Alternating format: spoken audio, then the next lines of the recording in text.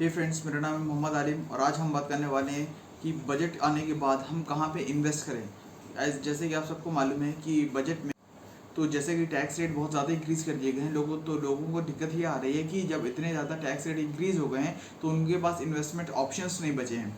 आज हम उन्हीं पे बात करने वाले हैं कि कहाँ पे इन्वेस्ट करना सही रहेगा, कहाँ पे टैक्स रेट कम लगेगा।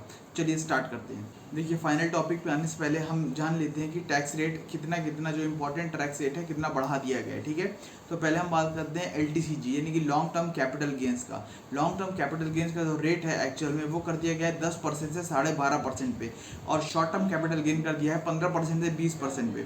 तो अब ये एक्चुअली होता क्या है लॉन्ग टर्म कैपिटल गेंस और शॉर्ट टर्म कैपिटल गेंस। देखिए, अगर आप कोई से भी इन्वेस्टमेंट करते हैं फॉर 12 मंथ्स और लेस देन 12 मंथ्स तो वो चीज़ आती है शॉर्ट टर्म कैपिटल गेंस के अंदर, और अगर 12 महीने की बात करते हैं तो वो आती है आपकी लॉन्ग टर्म कैपिटल गेंस के अंदर। ठीक है, तो जाहिर सी बात है अगर आप 12 महीने से कम की इन्वेस्टमेंट करते हैं तो आपको ड्रास्टिक यानी कि बहुत क्रेजी अमाउंट ऑफ टैक्स देना पड़ेगा, यानी कि 20% के अप्रॉक्सीमेटली, राइट। और अगर आप लॉन्ग टर्म में इन्वेस्ट करते हैं यानी कि 12 महीने से बाद तक तो आपको कितना कम टैक्स पेगा, अराउंड 12.5%।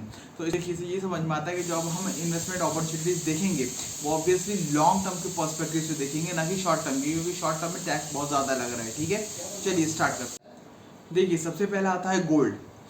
अब देखिए, गोल्ड में एक्चुअली इन्वेस्ट करने के दो तरीके हैं, एक होता है फिजिकल फॉर्म में, एक होता है SGB यानी सोवरिन गोल्ड बॉन्ड्स। ठीक है, अब बात करते हैं SGB और फिजिकल गोल्ड के डिफरेंस के बारे में। ठीक है, तो इन दोनों में डिफरेंस क्या है। देखिए, जो जनरली जो SGB होता है ये आजकल बहुत ज़्यादा ट्रेंडिंग में है, और लोग जो इसमें इन्वेस्ट कर रहे हैं उनको ये मानना है कि गवर्नमेंट ने जैसे बोला था कि इसमें मेकिंग चार्जेस नहीं लगते, इसमें टैक्सेशन बेनिफिट्स नहीं मिलेगा, इस वजह से ज़्यादातर लोग इसमें जा रहे हैं।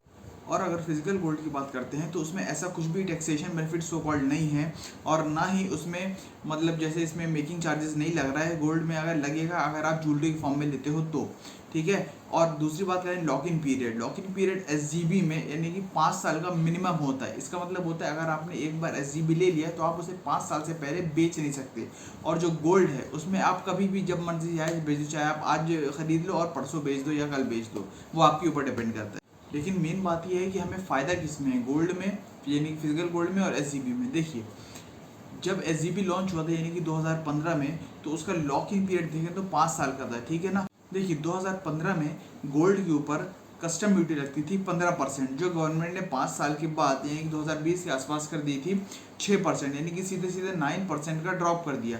तो अब उसमें लोग सोचेंगे कि जब गोल्ड में कस्टम ड्यूटी इतनी ज़्यादा कम कर दी तो यानी कि गोल्ड के रेट्स तो बहुत ज़्यादा नीचे आ गए होंगे, तो लोग खरीद पा रहे होंगे उसमें। तो यहाँ पे लेकिन एक्चुअल लॉस जो हुआ वो SGB में हुआ। कैसे हुआ सुनिए, जब गोल्ड के रेट्स नीचे आएंगे कस्टम ड्यूटी के कम होने की वजह से, तो SGB भी रियल गोल्ड यानी कि फिजिकल गोल्ड के हिसाब से ही मिलता है, तो SGB भी कम प्राइस पे गवर्नमेंट देगी उनको। ठीक है, यानी कि पेमेंट उनको कम प्राइस पे करना पड़ेगा। तो यहाँ पे SGB में लॉस हुआ। और दूसरी बात, जब यहाँ पे लोग बोल रहे हैं कि SGB यानी कि फिजिकल गोल्ड्स की भी प्राइस कम होंगे, तो एक बात ध्यान रखिए, जब आपने 2015 में फिजिकल गोल्ड में इन्वेस्ट किया था तो उसे आप कभी भी यानी कि 2016 में 17 में कभी भी बेच सकते थे, मगर SGB के साथ ऐसा कुछ भी सिचुएशन नहीं थी, आप उसे नहीं बेच पाते बिना लॉक इन पीरियड खत्म करे। सो एट प्रेजेंट एक बेटर ऑप्शन बनता है आपका physical gold. No doubt SVG भी अच्छा है, बट कंपैरिजन में आप देखोगे तो फिजिकल गोल्ड ज़्यादा बढ़िया है। अब हम दूसरा पॉइंट जो आता है वो आता है रियल एस्टेट। रियल एस्टेट भी इन्वेस्टमेंट का एक अच्छा ऑप्शन है। अब यहाँ पे भी एक्चुअली आप रियल एस्टेट में दो तरीके से इन्वेस्टमेंट कर सकते हैं, एक कर सकते हैं रीट्स के थ्रू, एक कर सकते हैं फिजिकल रियल एस्टेट यानी कि रियल प्रॉपर्टीज़ में इन्वेस्ट करते हैं, जैसे लैंड खरीद ली, कोई फ्लैट खरीद लिया, कोई बिल्डिंग खरीद ली, ऐसे। ठीक है ना। अब यहाँ पे भी रीट का वही सिस्टम है जो आपका SGBs का प्रीवियसली गोल्ड में था। ठीक है ना। रीट्स में कहीं ना कहीं झोल झाल है, यानी कि कहीं ना कहीं कुछ भी कम करके ज़्यादा करके जो लोगों को समझ में नहीं आता, फाइनेंस को इतना कॉम्प्लिकेटेड कर दिया है, लोग उसमें सोचते हैं हाँ ये अच्छा टैक्स का बेनिफिट मिल रहा है तो इसमें कर दो। जनरली रीट्स में आप 100 रुपये से भी इन्वेस्टमेंट स्टार्ट कर सकते हैं। लेकिन बात आती है आपको ये फ़ायदा किस में ज़्यादा है। अब फ़ायदा भी यहाँ पे किस में ज़्यादा है आपको, जब आप रियल एसेट्स खरीदते यानी कि फिजिकल फॉर्म में। अब देखिए, मैं ऐसा क्यों बोल रहा हूँ कि फिजिकल फॉर्म में रियल एसेट खरीदने में ज़्यादा बेनिफिट है।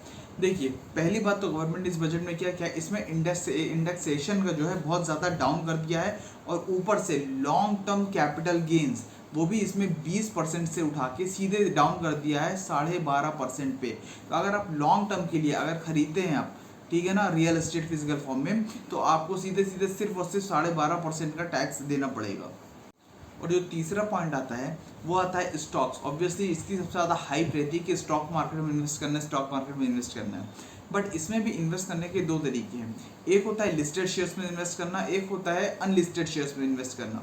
अनलिस्टेड का मतलब इन्वेस्ट करना जो शेयर मार्केट में जिसके शेयर्स अभी ना आए हों और आने वाले हों, ठीक है ना। जैसे एग्जांपल लेते हैं हम स्विगी।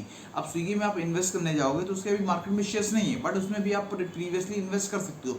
वो किसी और वीडियो में समझा दूंगा कैसे आप डिटेल में इन्वेस्ट करते हो, ठीक है ना। तो अब यहाँ पे हम अनलिस्टेड का मतलब अब क्या होता है, जिसमें आपके मार्केट में शेयर्स ना आए हो, और लिस्टेड का मतलब होता है जिसमें आपके शेयर्स आ गए हैं मार्केट में, शेयर मार्केट में।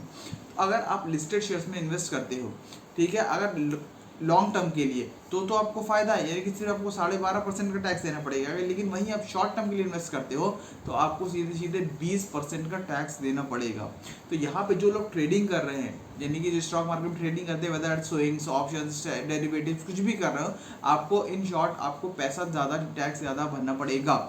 ये हम फाइनली इसको ख़त्म करते हैं कुछ की पॉइंट्स के साथ। यानी कि अगर आपको SIPs करनी है तो आप basically without any doubt listed shares की तरफ जा सकते हैं, जहाँ आप SIP कर सकते हैं, ठीक है, क्योंकि वो भी एक तरीके से लॉन्ग टर्म के लिए तो तुम्हें फ़ायदा मिल जाएगा आपको। दूसरी बात, अगर आपको अपना पैसे 2 टाइम्स 3 टाइम्स करना है तो ऑब्वियसली आप अनलिस्टेड शेयर्स में करें, क्योंकि वहाँ पे जब एक बार आप प्रीवियसली पैसा लगाते हैं स्टॉक मार्केट में आने से पहले, जब स्टॉक मार्केट में लिस्ट होता है तो आपको 2-3 टाइम्स होने के चांसेस ज़्यादा रहते हैं। तीसरा, अगर आपको बल्क में इन्वेस्ट करना है तो बिल्कुल आप जो ट्रेडेबल प्रॉपर्टीज़ होती हैं, यानी कि रियल एस्टेट में, आप उनमें इन्वेस्ट करें। ट्रेडेबल प्रॉपर्टीज़ का मतलब सुन लीजिए क्या होता है। ट्रेडेबल प्रॉपर्टीज़ का मतलब होता है कि फॉर एग्जांपल कोई अब बिल्डिंग बन रही है, अब उसमें आपने फ्लैट लिया जो अभी अंडर कंस्ट्रक्शन है, आप उसने ले लिया, जब वो उसमें आप वैल्यू ऐड ऑन करोगे, यानी कि जब वो फुली फर्निश्ड हो जाएगा, बन जाएगा, तो उसकी वैल्यू ऐड ऑन हो जाएगी। फिर जब आप उसे बेचने जाओगे तो वो आपको हायर वैल्यू पे आपका बिक जाएगा। तो ऐसी वैल्यू जो आपको ज़्यादा देर होल्ड नहीं करना रहती है, आपको जस्ट सेल ऑफ करना रहती है, उसको हम बोलते हैं ट्रेडेबल प्रॉपर्टीज़, ठीक है। और अगर आपको इंटरनेशनल इन्वेस्टमेंट्स में कर सकते हैं इंटरेस्ट है, तो वो भी एक आपके लिए बहुत अच्छा ऑप्शन बन सकता है। तो आई होप आपको ये वीडियो पसंद आई होगी, और ऐसी इंटरेस्टिंग वीडियोज़ के लिए प्लीज़ इस चैनल को सब्सक्राइब करें, लाइक करें, शेयर करें। Thank you so much.